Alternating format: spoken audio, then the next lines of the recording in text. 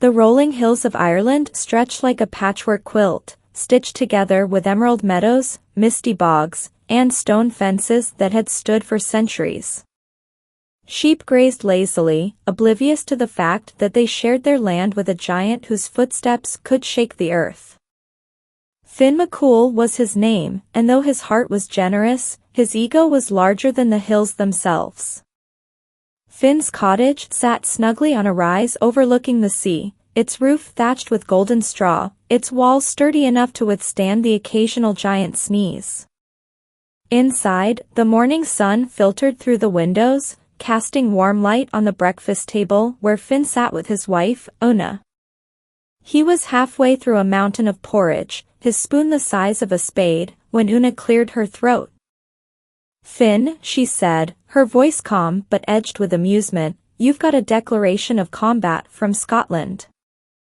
Finn paused mid-bite, porridge dripping from his spoon. His brow furrowed, and his booming voice filled the cottage. "Who would be deaf enough to challenge me?" Una unfolded the parchment with deliberate slowness, savoring the moment. "Benandonner," she read aloud. "He says, your reputation is vastly overstated, and you're nothing but hot air and tall tales. I've lifted boulders the size of our cottage. I once wrestled 3 wild boars while juggling a frog." Finn snorted, nearly choking on his porridge. "That's not wrestling." He slipped on river rocks and fell into a boar pen. "And the frog?" "It fell into his satchel by accident." Una raised an eyebrow. "The point is, Finn, he's insulted you. What are you going to do about it?" Finn slammed his spoon down, rattling the table. "I can't let this insult stand.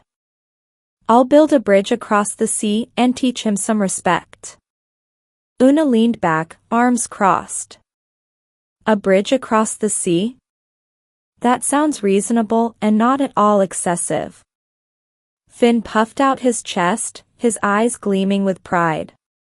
"They'll sing songs about it for centuries." And so, with the confidence of a giant who had never met a problem he couldn't punch out of existence, Finn McCool began his greatest achievement.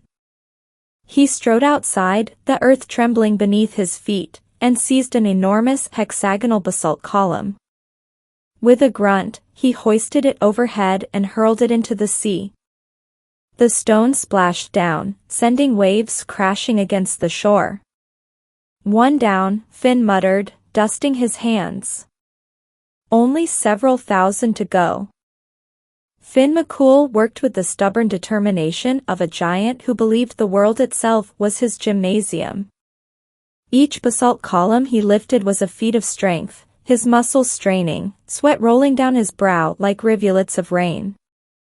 The sea roared beneath him, waves crashing against the stones he hurled, as though protesting this audacious attempt to stitch Ireland to Scotland. Una stood nearby, her shawl wrapped tightly against the salty wind. She carried a basket of bread and cheese, her expression hovering between admiration and exasperation. "Ben, I brought lunch," she called, using the nickname only she dared. "Take a break." Finn wiped his forehead with the back of his massive hand. "Almost finished. Just another 40 miles. Una laughed, the sound carried away by the wind. "You know, there's a novel concept called hiring help." Finn shook his head, his pride swelling. "And share the glory." "Never. Besides, this is personal now." She tilted her head, studying him with sharp eyes. "Have you thought about what you'll do when you meet him?" Finn puffed out his chest, his voice booming. "Some impressive posturing. Perhaps lift something heavy. He'll back down once he sees my undeniable presence." "Okay, easy, tiger," Una said dryly. "And what if he doesn't?" Finn grinned, tossing another stone into the sea. I'll cross that bridge when I literally cross that bridge. The causeway grew day by day, stretching like a spine across the water. Villagers gathered to watch, their mouths agape at the sight of Finn hurling stones with casual ease. Children cheered, imagining songs they would sing of his triumph. Finn basked in their admiration, every cheer feeding his ego like fuel to a fire. Una, however, saw the cracks beneath the bravado. She noticed the way his shoulders sagged when he thought no one was looking, the way his hands trembled after hours of labor. She admired his strength, yes, but she knew strength alone was not enough. One evening, as the sun dipped low and painted the sea in hues of gold and crimson, Una approached him. "You've connected two lands, Finn. It's incredible." "Thank you." Finn wiped his hands, his grin wide. "Please hold your applause until after I've defeated the Scottish menace." Una's smile faded. "At least see what you're up against." Finn frowned. "That's not possible." But Una's words lingered, gnawing at him like the tide against stone. And when at last he glimpsed Benandonner across the sea, a giant whose thumb was the size of Finn's thigh, his bravado cracked. Finn McCool had never known fear. He had wrestled storms, lifted mountains, and once chased a thundercloud across the sky just to prove he could outrun it. But when he saw Benandonner's silhouette looming across the sea, a giant so massive his thumb was the size of Finn's thigh, his bravado cracked like thin ice. "What have I done, Una?" Finn whispered, his voice trembling. "I've built him a convenient pathway to our doorstep. I've delivered myself to him like a meal on wheels." Una's eyes narrowed, sharp as a hawk's. "Finn, go home right now and start shaving." Finn blinked. "Shaving? What for?" "Trust me," Una said, already moving with purpose. "I have a plan." Finn followed her, bewildered. "You're the brains of this operation." "Always have been." Finally, Una muttered. "He admits it."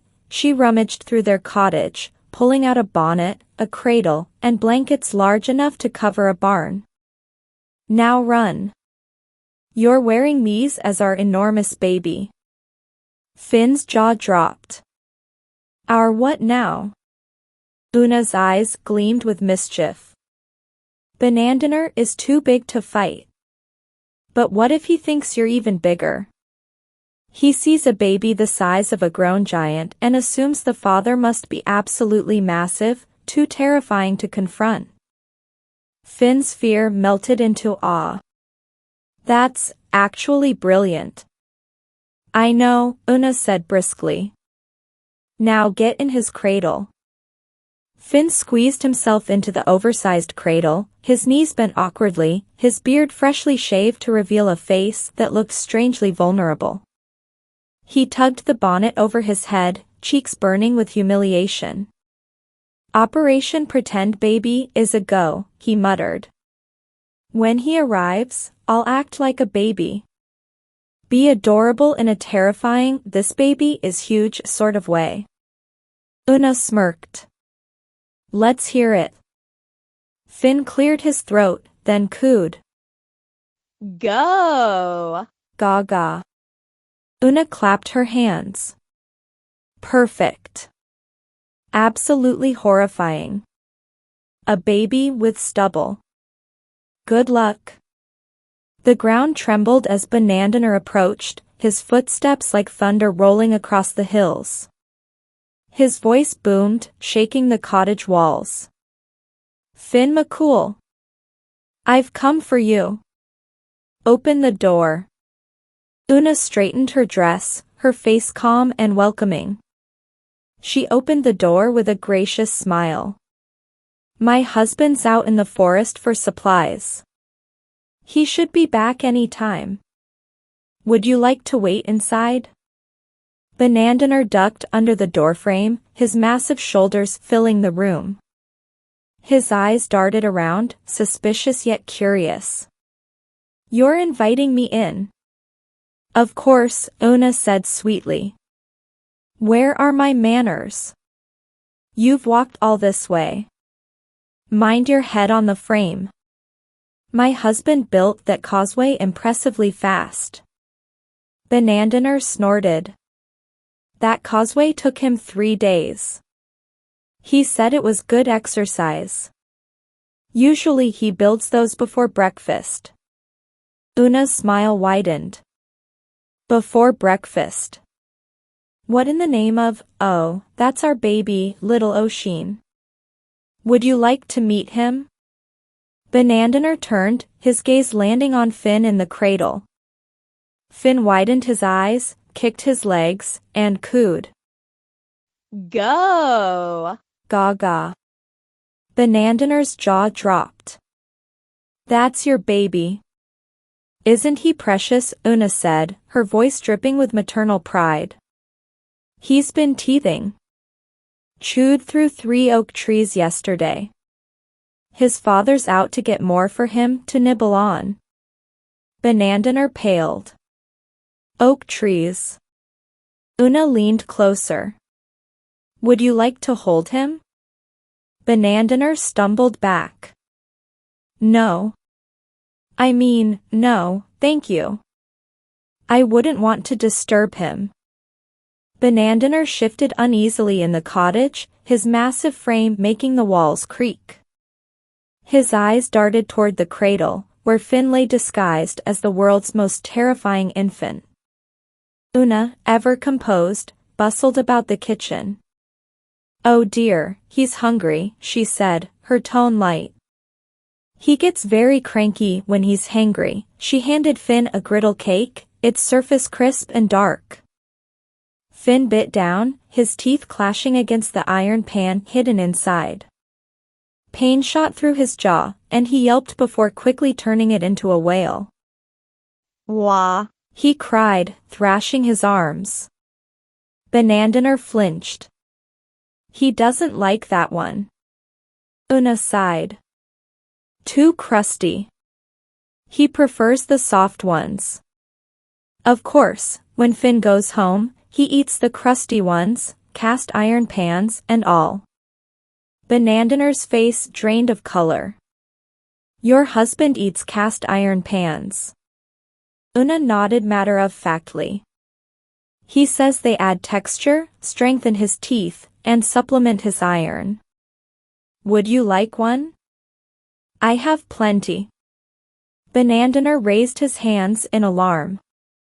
No, I'm not hungry." Finn kicked his legs, sending a massive chunk of the wooden cradle flying across the floor. The sound echoed like thunder. Una gasped theatrically. "My goodness, you're strong today, just like your father." Benandonner's eyes widened. His mind raced, calculating the impossible. If this was the baby, how enormous must the father be? Una glanced out the window, her voice casual. "Speaking of which, I see Finn coming over the hill now." "Oh yes, that's definitely him. See, the one carrying the 2 mountains." Benandonner rushed to the window, his breath quickening. He saw only empty hills, but the image Una painted was enough. He turned back to the cradle, to the baby who had just kicked apart solid oak. His face twisted with panic. "You know what?" he stammered. "I just remembered I left something back in Scotland. Something important. Very important. Extremely important." Una tilted her head, feigning disappointment. "Are you sure? Finn would be so disappointed to miss you. He's almost here. He's been practicing his crushing handshake." Benandonner's eyes bulged. No, I really must go. Please give him my regards." Tell him I said he's clearly the greatest giant in all the lands. I was very wrong to challenge him. With surprising speed for someone so large, Benandonner burst out of the cottage and thundered toward the causeway. Finn, still in the cradle, peeked out the window, his bonnet askew. Should we stop him? He asked, his voice muffled. Una shook her head, her lips curling into a sly smile. Just watch.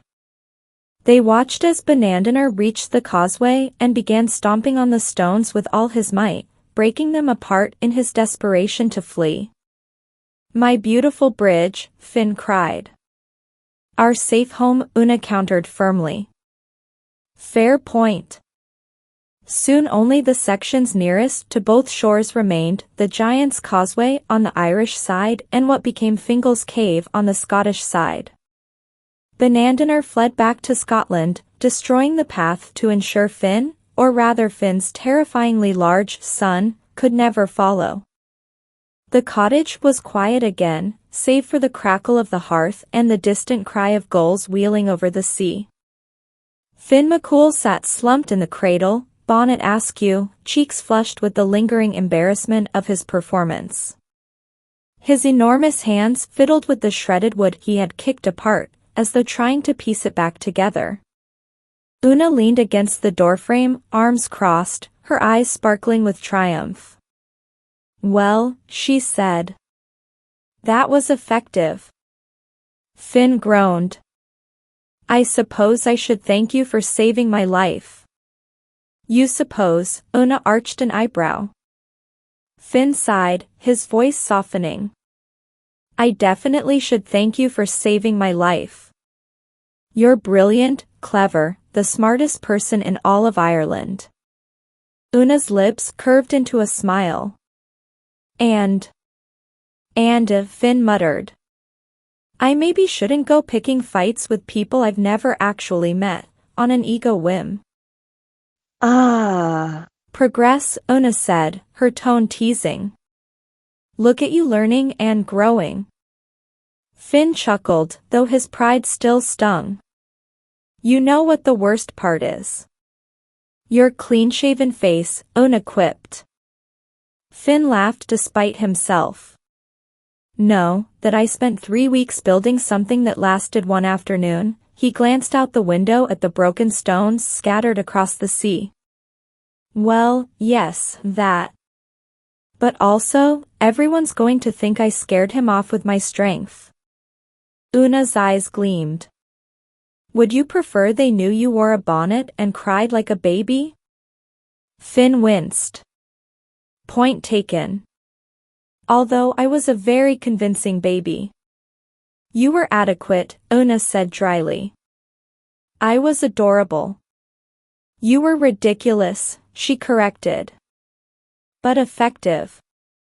Finn grew quiet, his gaze lingering on the horizon where the causeway had once stretched proudly. Una, he said slowly. I was thinking, strength isn't just about how much you can lift or how hard you can punch. Sometimes the strongest thing you can do is admit you need help, and be smart enough to accept it. Una's eyes softened. Finn McCool, was that wisdom? Don't get used to it, he said quickly, though his smile betrayed sincerity. But thank you again for using your brain when I was only using my brawn. We make a good team. Your strength, my strategy. Una shook her head, amused. My strength, you're everything else. And so, the Giant's Causeway remained not as a monument to brute force or pride, but to partnership, to the cleverness of Una, the humility of Finn, and the lesson that sometimes the greatest victories come not from fists or stones, but from wit and trust.